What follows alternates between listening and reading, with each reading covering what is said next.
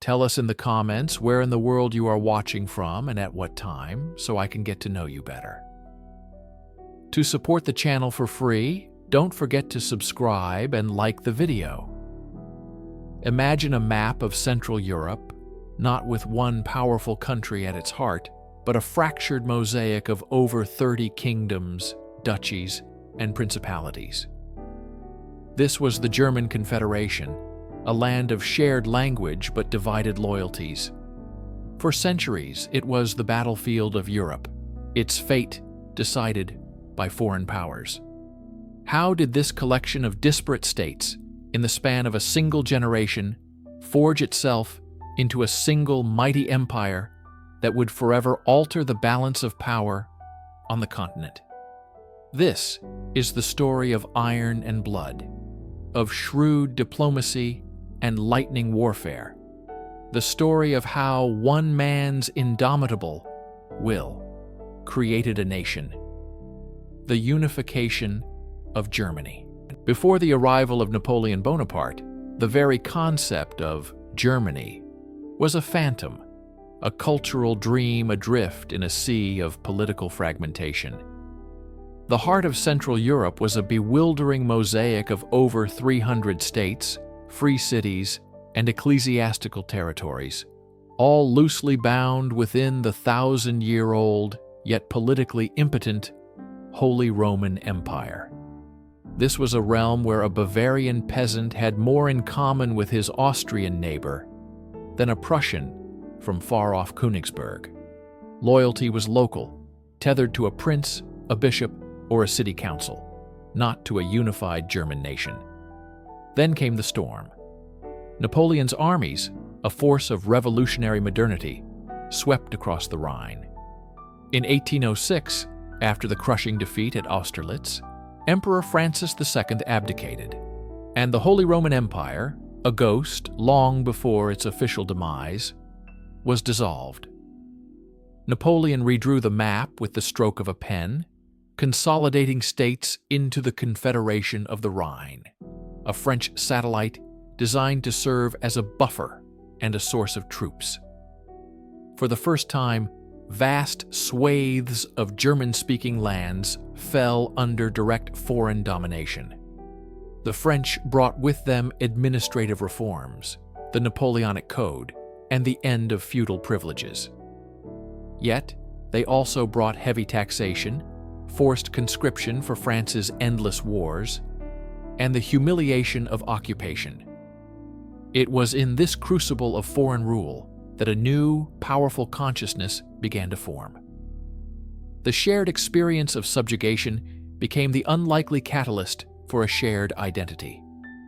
Intellectuals and poets, who had once dreamed of cosmopolitan ideals, now turned inwards. Johann Gottlieb Fichte's addresses to the German nation, delivered in Berlin while French soldiers patrolled the streets, was a clarion call. He argued that the Germans, with their unique language and culture, had a special mission. The idea of the Volk, the people as a unified organic entity, gained potent currency. The subsequent wars of liberation were not just dynastic conflicts. They were framed as a national crusade. From Prussia's military reforms, creating a citizen army, to the volunteer corps of students and intellectuals, a sense of common cause ignited the populace. They were no longer just fighting for the King of Prussia or the Emperor of Austria. They were fighting as Germans to expel a foreign invader. Napoleon, the great unifier of France, had inadvertently become the father of German nationalism, forging in the fires of his conquest the very identity that would rise to oppose him. With Napoleon exiled and the smoke clearing from the battlefields of Europe, the continent's old guard convened in Vienna in 1815. The Congress of Vienna was not a conference of ideals, but a grand, reactionary ballet of power politics, choreographed by the arch-conservative Austrian statesman Clemens von Metternich. His primary goal was not to fulfill the nascent nationalist aspirations that had helped defeat Napoleon, but to crush them. The revolutionary ideas of liberty, equality, and fraternity were seen as a plague, and the cure was the restoration of the old order, the Ancien Régime. The principle of legitimacy was paramount, meaning the restoration of monarchs to the thrones they had lost. For the German lands, the hopes of a unified nation-state, kindled during the wars of liberation, were to be extinguished. The delegates in Vienna, particularly those from Austria and the larger German kingdoms, viewed a strong, unified Germany as a profound threat to the balance of power. A united Germany would dominate Central Europe, alarming Russia, France, and even its own constituent states. Metternich's solution was a masterpiece of conservative statecraft. The German Confederation, or Deutscher Bund. This was not a nation, but a loose association of 39 sovereign German-speaking states, established to replace the defunct Holy Roman Empire. Its purpose was explicitly defensive, and more importantly, internally repressive. The Confederation's main governing body, the Federal Diet in Frankfurt, was a council of envoys, not a parliament of representatives. It required unanimity for any significant action, effectively giving a veto to the two dominant members, Austria and Prussia, who were often rivals.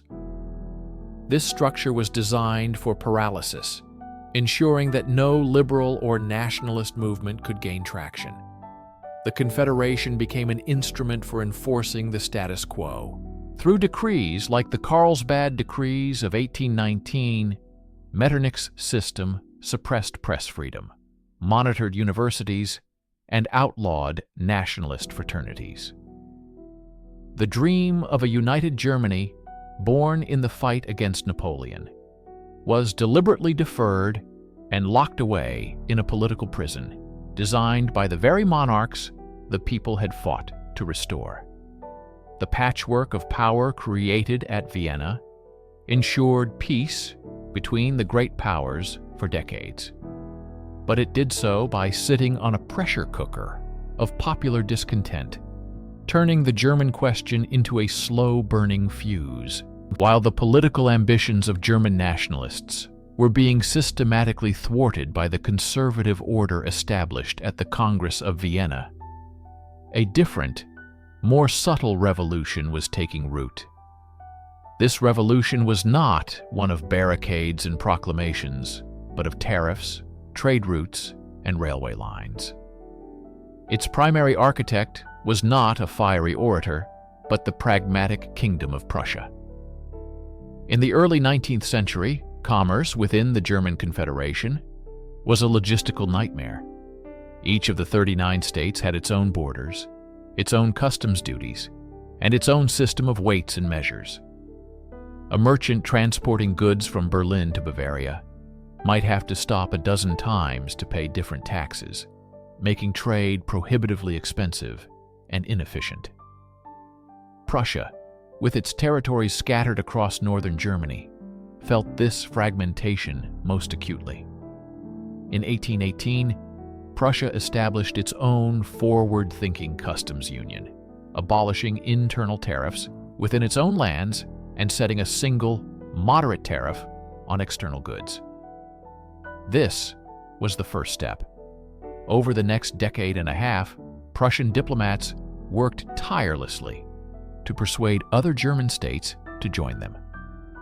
The result, formally established in 1834, was the Zollverein, or German Customs Union. By its inception, it included 18 states and nearly 23 million people. The Zollverein was a triumph of economic realism over political parochialism. It created a vast free trade zone, allowing goods, raw materials, and capital to flow freely. This spurred industrialization, encouraged the construction of railways to connect the newly unified economic space, and led to the standardization of currency and commercial laws. A new class of industrialists, bankers, and merchants emerged, their fortunes now tied to the economic health of this greater German market. Crucially, the Zollverein had one major German power conspicuously absent: Austria. Metternich, wary of any form of unification that strengthened Prussia, had rejected the Union, clinging to his own protectionist policies. This proved to be a monumental strategic blunder. While Austria remained politically dominant in the German Confederation, Prussia was becoming the undisputed economic leader.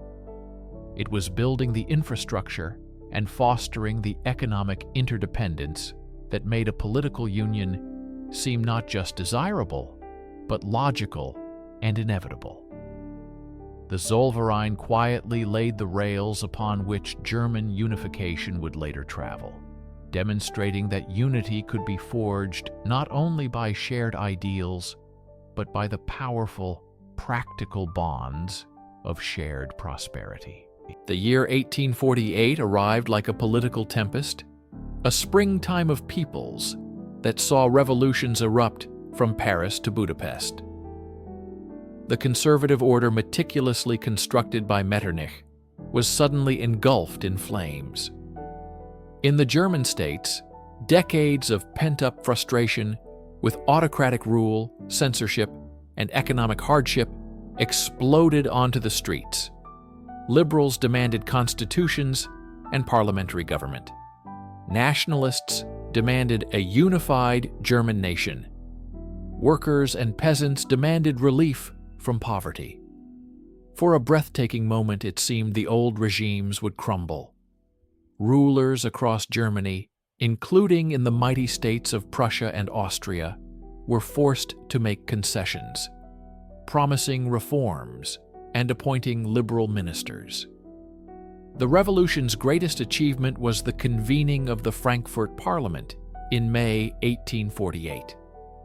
For the first time, representatives from all German states, elected by the people, gathered to draft a constitution for a united Germany. It was a remarkable assembly of professors, lawyers, and intellectuals, but it was long on debate and short on real power. The delegates became bogged down in complex arguments, most notably the question of Germany's future borders. Should it be a gross Deutschland that included the German-speaking parts of the multicultural Austrian Empire, a solution that would likely see an Austrian Habsburg emperor take the throne? Or should it be a Klein Deutschland that excluded Austria and would inevitably be led by the King of Prussia? After months of deliberation, the Kleindeutsch faction won. The parliament drafted a progressive constitution that guaranteed fundamental rights and established a federal empire with a hereditary emperor. In April 1849, a delegation traveled to Berlin to offer the imperial crown to King Frederick William IV of Prussia. The fate of the revolution rested on his decision. In a moment of supreme aristocratic arrogance, he refused. He would not accept a crown offered by the people, a crown from the gutter, as he famously called it. He believed in the divine right of kings and would only accept a title from his fellow princes. This rejection was the death knell for the Frankfurt Parliament and the Liberal Revolution. Without Prussia's support, the assembly dissolved. The monarchs, having recovered their nerve, used their armies to crush the remaining pockets of radical resistance. The springtime of peoples had failed, a dream of a unified, democratic Germany, shattered by the very forces of autocracy it sought to replace. The lesson was bitter. Unification would not come from the bottom up, through speeches and votes, but was destined to come from the top down. The embers of the 1848 revolutions had barely cooled when a new dream of German unity flickered into life, only to be brutally extinguished. The Frankfurt Parliament, a body of intellectuals and idealists, had offered the imperial crown of a unified Germany to Prussia's king, Frederick William IV. But the romantic, deeply conservative monarch scornfully rejected what he called a crown from the gutter, a title offered by commoners, not by his fellow princes. Yet Prussia still harbored ambitions to lead the German states. Under the guidance of his advisor Joseph von Radowitz, Frederick William proposed his own vision, the Erfurt Union, a federation of German states under Prussian leadership, excluding their great rival, Austria. For a moment, it seemed Prussia might unite Germany on its own terms. But the Habsburg Empire in Vienna, having just crushed rebellions in Hungary and Italy, was not about to surrender its traditional dominance over the German-speaking world. The powerful and arrogant Austrian statesman, Prince Felix of Schwarzenberg, was determined to put the upstart Prussians back in their place. He declared that Austria would first humiliate Prussia and then destroy it. The flashpoint came in the small state of Hesse-Kassel, where the local ruler appealed to the old German Confederation, led by Austria, to suppress a revolt. Prussia, a member of its own Erfurt Union, supported the rebels. Armies mobilized. As Prussian and Austrian allied Bavarian troops faced each other, war seemed imminent. However, Prussia was diplomatically isolated. Tsar Nicholas I of Russia, the arch-conservative arbiter of European power, threw his immense weight behind Austria, viewing Prussia's actions as a dangerous continuation of revolutionary politics. Faced with the combined might of Austria and Russia, and with a Prussian army that was ill-prepared and poorly mobilized, Frederick William IV's nerve broke. In November 1850, Prussian ministers met Schwarzenberg in the small Moravian town of Olmütz. The resulting agreement was a complete and utter capitulation. Prussia was forced to dissolve the Erfurt Union, abandon its ambitions, and agree to the full restoration of the Austrian-led German Confederation. For the proud Prussian military and a generation of German nationalists, the humiliation of Olmütz was an indelible stain, a moment of national shame that fostered a burning desire for revenge and reform. The shame of Olmütz lingered in the halls of Berlin, a constant reminder of Prussia's military and political weakness.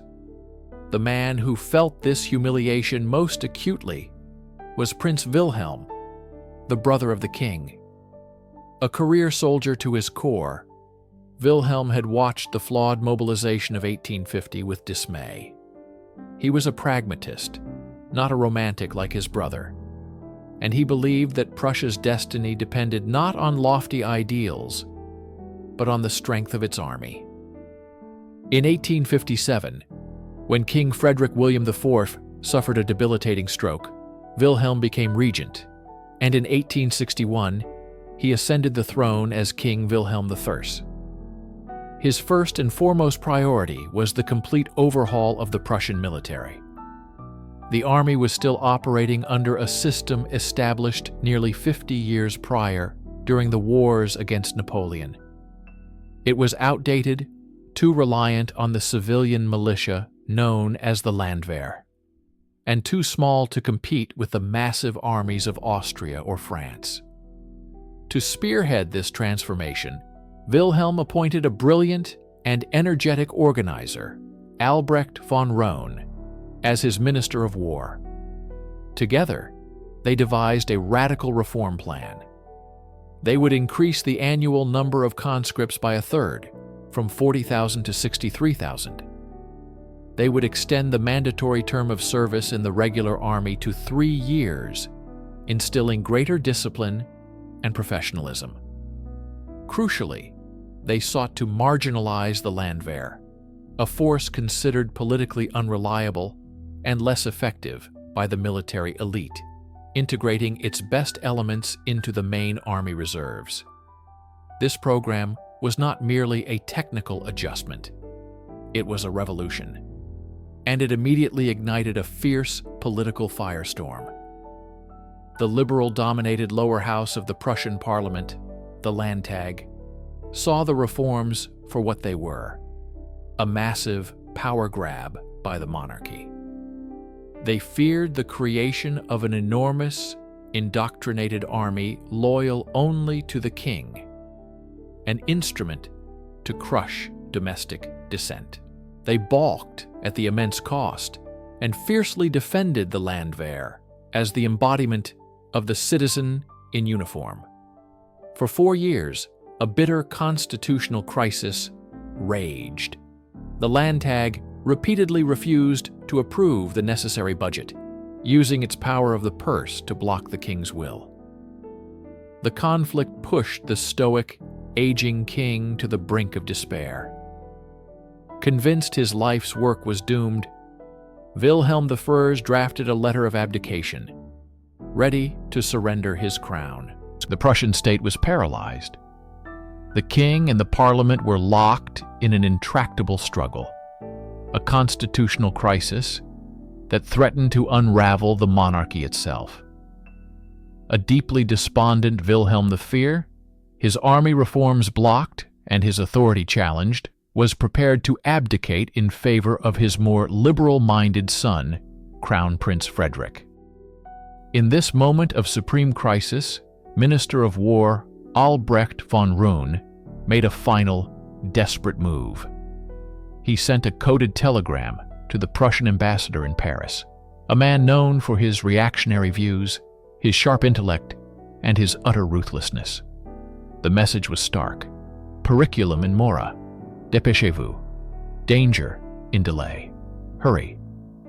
The man summoned was Otto von Bismarck, a giant of a man from the old Prussian aristocracy, the Junkers. Bismarck was a staunch monarchist who held liberalism and parliamentary democracy in total contempt. His years as Prussia's envoy to the German Confederation in Frankfurt had filled him with a burning hatred for Austria's arrogance and a conviction that German unity would never be achieved through debate or consensus. It required a more brutal calculus, a policy he called realpolitik, a politics of pure power and national interest. Bismarck answered the summons immediately. On September 27, 1862, he met the distraught king at Babelsberg Palace. Wilhelm laid out the hopeless situation, holding the signed abdication document in his hand. But where Wilhelm saw only defeat, Bismarck saw opportunity. He listened intently, and then made the king a solemn promise. He pledged to serve him, to fight for the army reforms, and to govern, if necessary, without the consent of Parliament and in defiance of the Constitution. He vowed to wage the king's war against the liberals to a successful end, even at the risk of his own head. He radiated an absolute, unshakable confidence that captivated the wavering monarch. He was, he argued, more loyal to the crown than to the letter of the law. For Wilhelm, this was the lifeline he so desperately needed. He saw in Bismarck a man with the will and the audacity to save his reign and his army. The king tore up his letter of abdication. In its place, he signed the order appointing Otto von Bismarck as the minister-president and foreign minister of Prussia. The liberals were aghast. They saw him as a reckless adventurer who would lead Prussia to ruin. They had no idea they were witnessing the arrival of the man who would forge a new German empire. Having been appointed as the king's last resort, Bismarck wasted no time in confronting his parliamentary adversaries. Just 1 week into his tenure as minister-president, he appeared before the Budget Committee of the Landtag. the very body that had driven his predecessor to resignation and his king to the brink of abdication. The atmosphere was thick with hostility. The liberal deputies saw him as the personification of aristocratic arrogance and anti-constitutional reaction. Bismarck, for his part, made a calculated, almost disingenuous attempt at reconciliation. He spoke of compromise and the need to work together for the good of Prussia. But his overtures were met with cold rejection. The liberals would not yield an inch on the budget. They would not fund an army they could not control. Seeing that persuasion was useless, Bismarck's tone hardened. The mask of the diplomat slipped, revealing the ruthless pragmatist beneath. In an impromptu and history-altering declaration, he laid bare his entire political philosophy. He chided the committee for its focus on procedure, stating, "Prussia's borders, according to the Vienna treaties, are not favorable for a healthy state life." Then came the immortal, chilling words that would echo through the century. The great questions of the day will not be decided by speeches and majority decisions. That was the great mistake of 1848 and 1849. But by iron and blood. The speech was a thunderclap. It was a direct repudiation of the liberal dream. It was a declaration that the future of Germany would not be debated in parliaments, but forged on the battlefield. Power, not principle, was the ultimate reality. Force, not votes, was the agent of change. The liberals were horrified, confirming their worst fears. They now saw Bismarck not just as a political opponent, but as a mortal enemy of freedom. Yet the speech also served as a rallying cry for conservatives, the military, and all those who yearned for a strong, assertive Prussia. True to his word, Bismarck then proceeded to govern for the next 4 years in open defiance of Parliament. Citing a gap in the Constitution that did not specify what to do when King and Parliament could not agree on a budget, he simply collected the taxes and spent the money anyway. The army reforms of Wilhelm I went forward, creating the most lethal military machine in Europe. The speech had earned him his moniker, the Iron Chancellor, and had set Prussia on a deliberate path to war. By the mid-1980s, the fairy tale constructed around the Prince and Princess of Wales was beginning to show deep, irreparable fractures. To the world, they were a symbol of glamour and modern royalty, raising 2 handsome sons and attending to their duties with photogenic smiles. But behind the palace walls, a chilling silence had descended. The gilded cage Diana had entered was becoming a prison of profound loneliness. Prince Charles, feeling trapped in a marriage he had been pressured into, increasingly retreated into the familiar comfort of his past, spending more and more time with his former love, Camilla Parker Bowles. For Diana, this was not just a betrayal. It was a confirmation of her deepest fears, that she was merely a vessel for producing an heir, an ornamental figure in a loveless arrangement. The emotional toll was immense. She was privately battling bulimia nervosa, a desperate cry for control in a life where she had none. The pressure to maintain the public facade while her private world crumbled was almost unbearable. Every public appearance became a performance, every smile a mask. The press, once her allies in crafting the fantasy, were now vultures, sensing the discord and circling for any sign of weakness. The strain was palpable during official tours, where photographers captured fleeting moments of distance and sadness that contradicted the official narrative.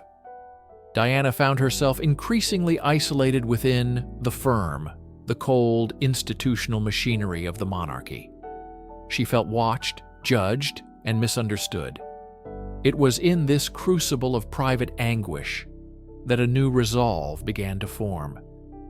If she couldn't find love and acceptance within her marriage, she would seek it elsewhere. She poured her energy into her charity work, not as a royal duty, but as a personal mission. She embraced causes that were considered taboo, reaching out to AIDS patients and the homeless. This was the beginning of her finding her own voice, a voice that would soon challenge the very foundations of the institution that sought to silence her. The war had not yet been declared, but the battle lines were being drawn in the quiet corridors of Kensington Palace. If the 1980s were a Cold War, 1992 was the moment the conflict went nuclear. The year, which Queen Elizabeth II would later famously call her Annus Horribilis, or Horrible Year, was defined by one explosive event: the publication of Andrew Morton's book, Diana, Her True Story. This was no mere tabloid exposé. It was a meticulously detailed account of Diana's suffering, and it came from the princess herself. In an act of breathtaking defiance, Diana had secretly collaborated with Morton, recording her innermost thoughts and experiences on cassette tapes. These tapes were then ferried to the author by a trusted intermediary, her friend Dr. James Colthurst. The process was clandestine, a high-stakes operation conducted under the nose of the royal establishment. When the book hit the shelves in June 1992, it was a bombshell that sent shockwaves through the monarchy and the world. For the first time, the public read about the princess's profound unhappiness, her struggles with bulimia, her feelings of isolation, and her desperate cries for help, which included accounts of self-harm. Most damningly, it laid bare the truth of her marriage, confirming the central, persistent role of Camilla Parker Bowles in Prince Charles's life. The palace was in disarray. Their carefully constructed image of royal stability and fairy tale romance was shattered in an instant. Initially, they denied Diana's involvement, but the level of intimate detail made it undeniable. The book fundamentally shifted public perception.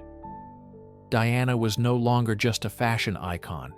She was a victim, a survivor, a woman who had dared to speak her truth against one of the most powerful institutions on earth. It was a revolutionary act. For centuries, the royal code was one of stoic silence. Never complain, never explain. Diana had not only complained and explained, she had provided a raw, emotional testimony. By taking control of her own narrative, she transformed herself from a silent princess into a powerful voice for the voiceless, a symbol of resilience that resonated with millions. The war was now out in the open, and Diana had fired the first devastating salvo. The fallout from the Morton bombshell was immediate and brutal. The battle was no longer confined to palace whispers and coded press briefings. It had spilled into the public domain as a messy, undignified war of attrition. The establishment, reeling from Diana's revelations, seemed to retaliate, and the media became the willing battlefield. In August 1992, just 2 months after Morton's book appeared, the Squidgygate scandal erupted. A tabloid newspaper published the transcript of an intimate phone call between Diana and her close friend, James Gilby, recorded 3 years earlier. In the call, Gilby affectionately referred to her as Squidgy, and Diana spoke candidly of her misery and her fears of the royal family. It was deeply embarrassing, designed to portray her as indiscreet and unstable. But if this was meant to silence her, it was soon overshadowed by an even more mortifying revelation from the other side. A few months later, in early 1993, the Königgrätz tapes were released. This was a recording of an equally intimate and far more cringe-inducing conversation between Prince Charles and Camilla Parker Bowles, also from 1989. The transcript, with its bizarre and intensely private details, was a public relations catastrophe for the future king. It confirmed, in his own words, the depth of his long-standing affair and made a mockery of the monarchy's carefully curated image of dignity and propriety. The war of the tapes had reached a nadir of public spectacle. The fairy tale was not just dead. Its corpse was being publicly dissected. The institution of the monarchy, built on mystique and deference, was exposed as a family consumed by scandal and bitterness. The damage was immense. The situation had become untenable.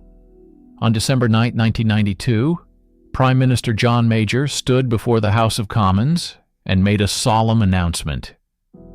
The Prince and Princess of Wales were separating. While framed as an amicable decision, it was anything but. It was the formal recognition that the marriage had irretrievably broken down.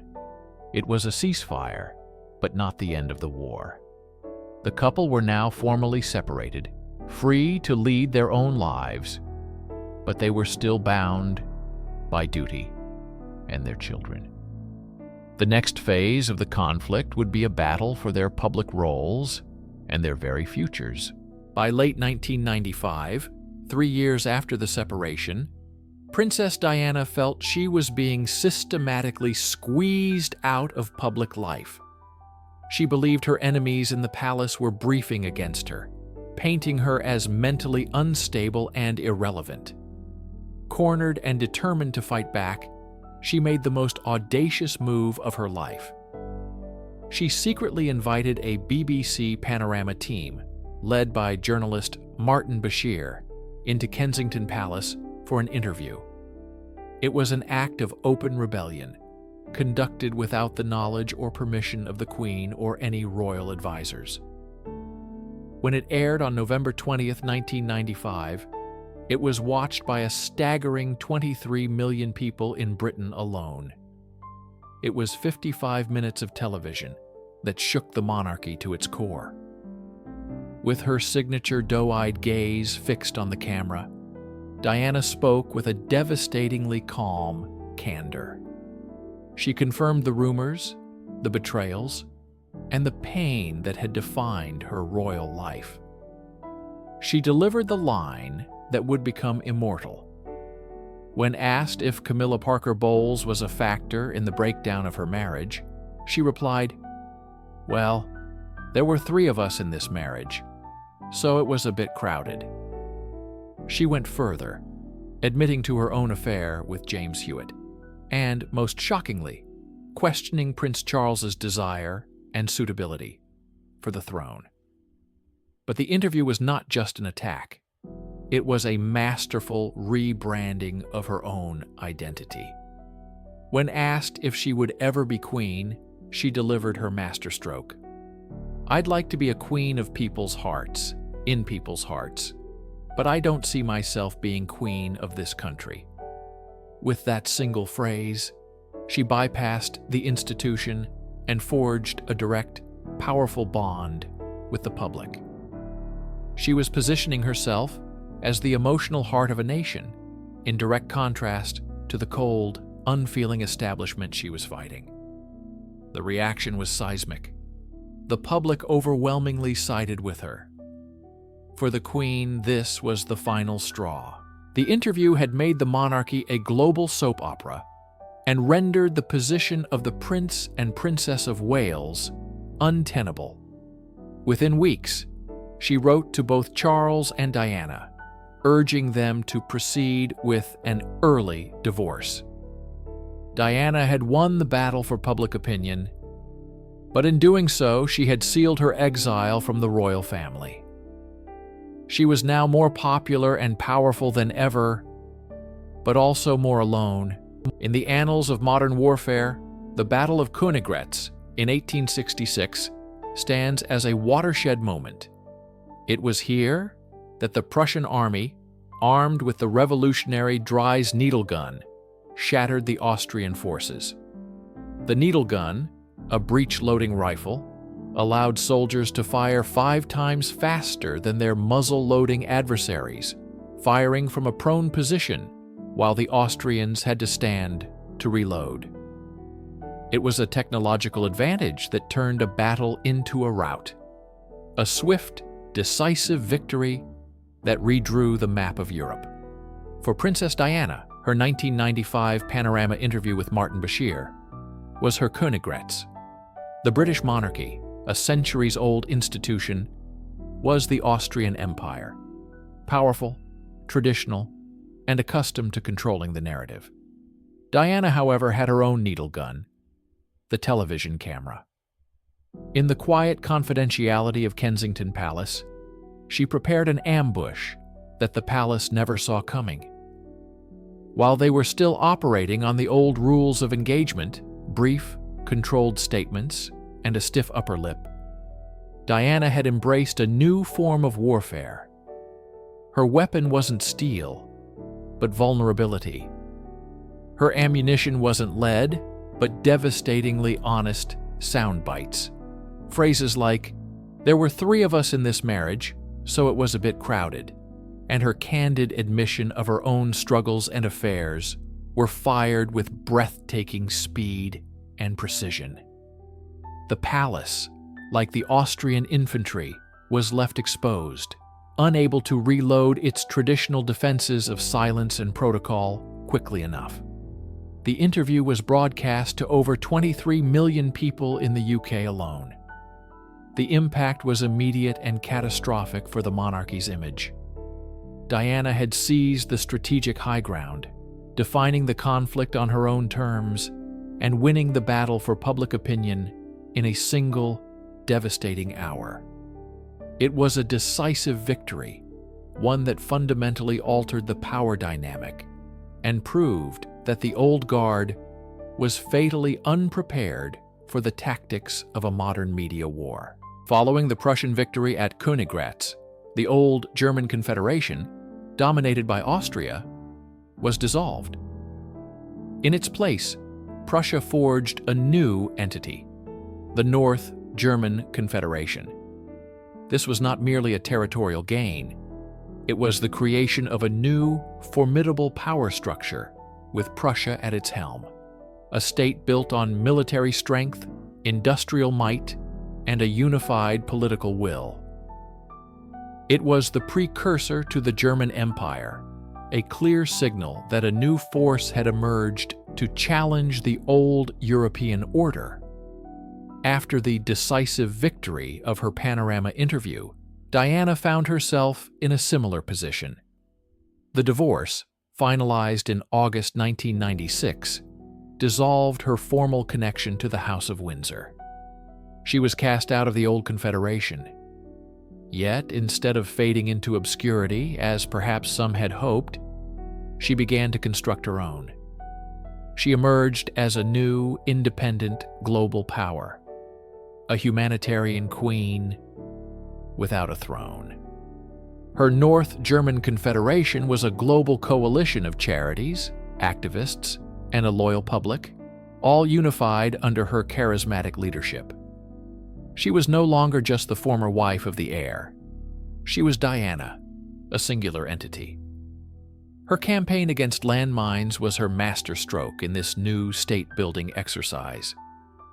The images of her walking through a cleared minefield in Angola, clad in practical gear, were more powerful than any tiara.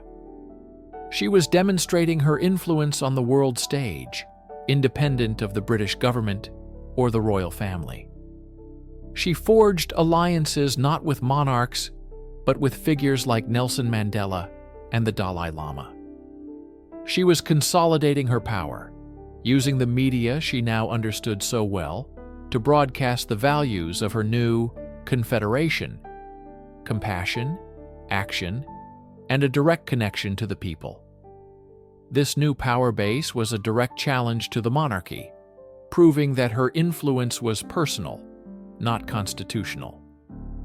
She had successfully seceded and founded a rival state in the court of global public opinion. The War of the Spanish Succession in the early 18th century was a conflict ignited by a power vacuum. The death of the childless King Charles II of Spain left the throne empty, and the great powers of Europe went to war to decide who would fill it, and more importantly, control Spain's vast empire. It was a crisis born from a question of title, role, and the future balance of power. For Diana, the finalization of her divorce and the subsequent negotiations over her status created her own crisis of succession. The question was not who would take a throne, but what would become of the unique position she had carved out for herself. The debate over her title was the flashpoint. The Queen's decision to strip her of the Her Royal Highness styling was seen by many as a petty and punitive act. It ignited a firestorm. What did this mean for her security? What was her protocol, her standing in the complex hierarchy of the world's elite? It was a crisis over her very identity. Was she still a senior royal, the mother of a future king? Or was she now a private citizen? This ambiguity created a dangerous power vacuum. The palace sought to define her role in a way that contained her influence, while Diana sought to define it on her own terms as the Queen of People's Hearts. This ignited a new phase of the war, a Cold War fought through press releases and strategic photo opportunities. Every decision, from her travel arrangements to her security detail, became a point of contention. The crisis of her succession, of succeeding her old self, left her in a perilous gray area. She was arguably the most famous woman in the world, yet her formal position was deliberately diminished and left uncertain. This lack of a clear, protected role and the stripping of the HRH title, which was directly linked to state-funded security, would have profound and ultimately tragic consequences, leaving her more vulnerable than ever before. The Franco-Prussian War of 1870 was not started by an army, but by a telegram. The Ems dispatch was a report of a meeting between the Prussian king and the French ambassador, which Prussian Chancellor Otto von Bismarck edited to be deliberately provocative. He didn't lie, but he condensed the language to make it sound as if the nations had mortally insulted each other. When published, it inflamed public opinion in both Paris and Berlin, leading directly to a declaration of war. It was a masterclass in weaponized information. In the final summer of Diana's life, the paparazzi's lens became her Ems dispatch. Her burgeoning romance with Dodi Fayed was the subject of intense speculation, and every photograph was a telegram sent to an insatiable public. A single grainy, long-lens shot of a kiss aboard a yacht was edited not by a chancellor, but by tabloid editors worldwide. It was condensed, sensationalized, and published under inflammatory headlines, creating a narrative of a scandalous affair that inflamed passions and, crucially, market demand for more photos. This created a vicious feedback loop. Each dispatch from the photographers increased the bounty on her head, which in turn intensified the pursuit. The public narrative, stripped of all nuance, suggested a woman unhinged, recklessly defying the crown. The context of a mother on holiday with her sons was edited out, just as Bismarck had edited the king's polite words. The final, fatal night in Paris was the culmination of this information war. The dispatch that mattered was the one that signaled her departure from the Ritz Hotel. It was a message that mobilized an army of paparazzi on motorcycles, who then engaged in a high-speed pursuit. This wasn't a war between nations, but a war between a human being and a ravenous media machine. A war that had been deliberately stoked by a series of provocative telegrams that left no room for diplomacy or escape. The summer of 1870 simmered with a tension that was about to boil over, irrevocably reshaping the map of Europe. At the heart of this impending storm was a diplomatic crisis over the Spanish throne, a seemingly distant affair that Prussian Chancellor Otto von Bismarck masterfully manipulated to achieve his ultimate goal: German unification. The catalyst was the Ems dispatch, a telegram detailing a conversation between the Prussian king Wilhelm I and the French ambassador. Bismarck edited the telegram's text, making it sound as though both sides had insulted the other, and released it to the press. It was a calculated provocation, a red flag waved before the bullish French public, and it worked to perfection. In Paris, Emperor Napoleon III, a man haunted by the legacy of his famous uncle, was under immense pressure. His health was failing, his political standing was precarious, and he desperately needed a glorious military victory to shore up his regime. Egged on by a fervent press and a confident military establishment that famously claimed its army was ready down to the last gaiter button, France declared war on Prussia on July 19, 1870. The French Empire marched into conflict with a misplaced sense of superiority, its leadership tragically underestimating the revolution in warfare that had been quietly perfected by the Prussians. Under the strategic genius of Helmuth von Moltke the Elder, the Prussian military was a marvel of modern efficiency. They utilized an extensive railway network to mobilize troops with unprecedented speed and were armed with superior artillery, the formidable Krupp steel cannons.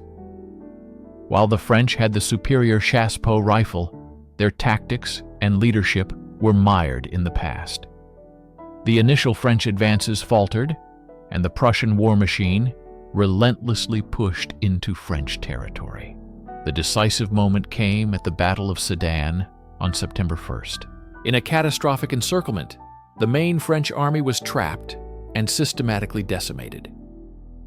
The following day, in an act of utter humiliation, Emperor Napoleon III himself surrendered, along with over 100,000 of his men. The news sent shockwaves through Paris. The Second French Empire, which had projected an image of grandeur and power, collapsed overnight. On September 4th, the Third Republic was proclaimed, but the fall of the emperor was not the end of the war. It was merely the end of the beginning. With the emperor captured and his army defeated at Sedan, the path to Paris lay open. The newly formed government of national defense, led by figures like Léon Gambetta, vowed to fight on, refusing to cede an inch of French territory. But their patriotic fervor was met with the cold, hard reality of the Prussian military machine.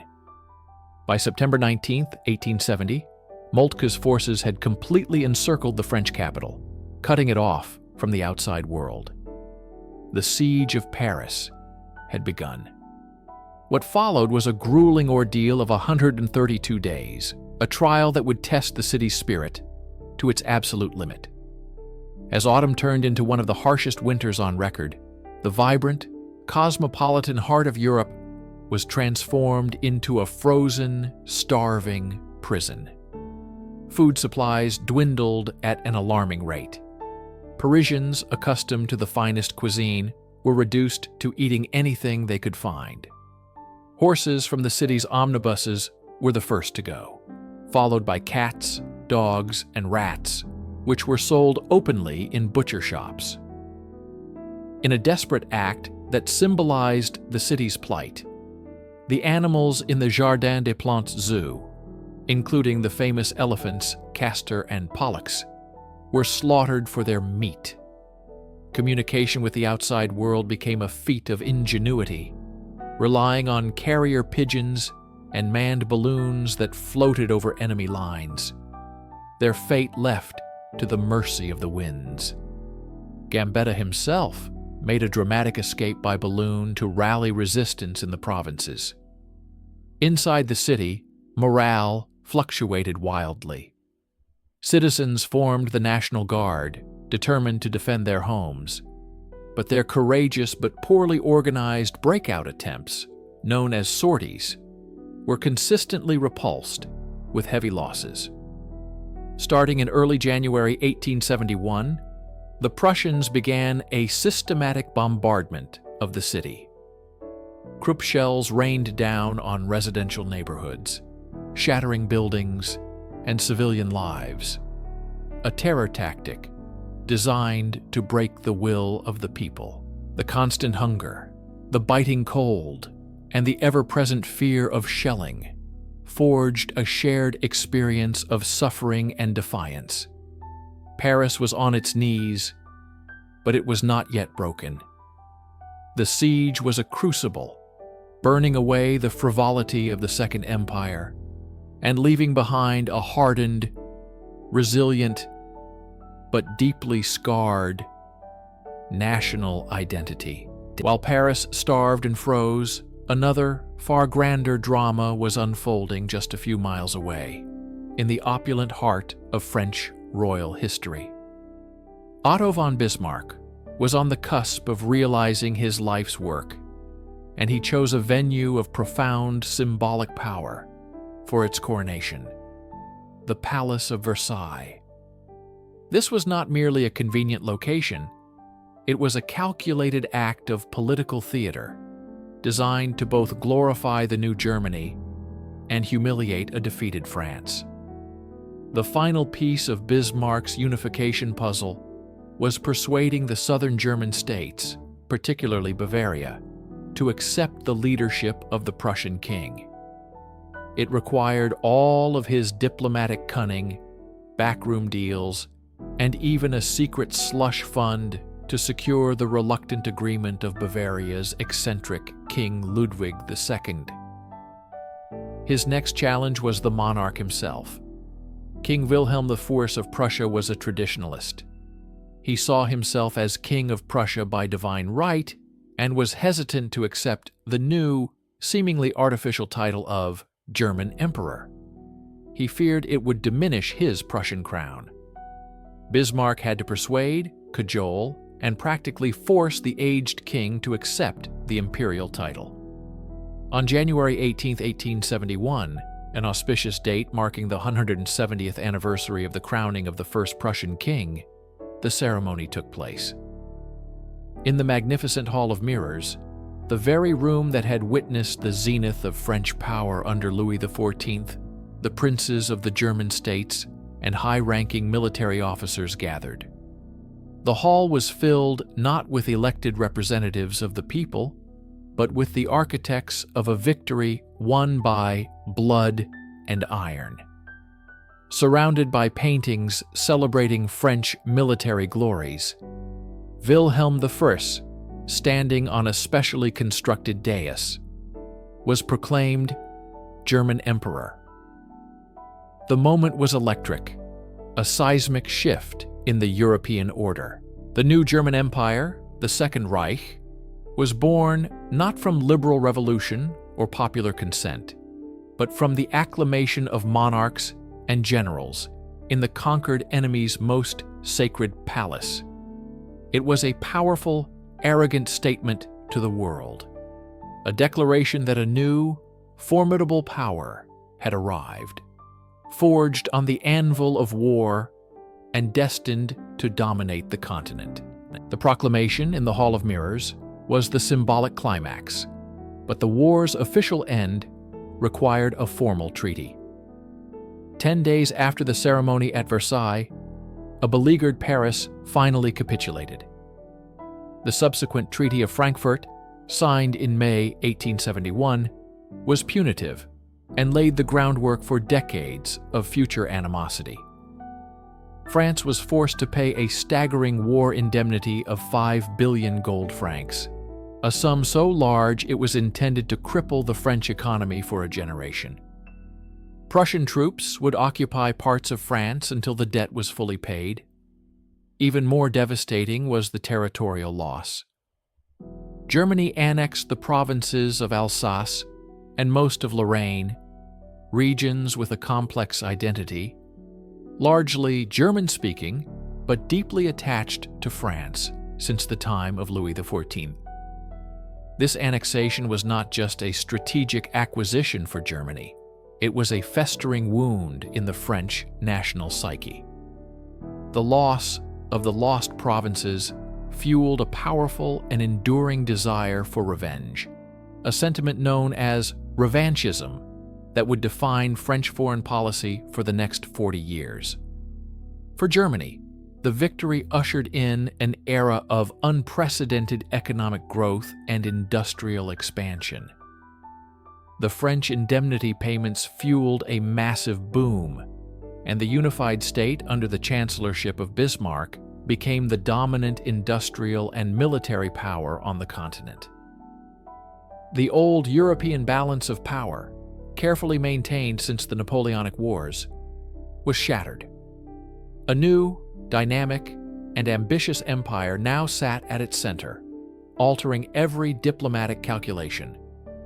However, the nature of Germany's birth, through military conquest rather than liberal consensus, had profound, long-term consequences.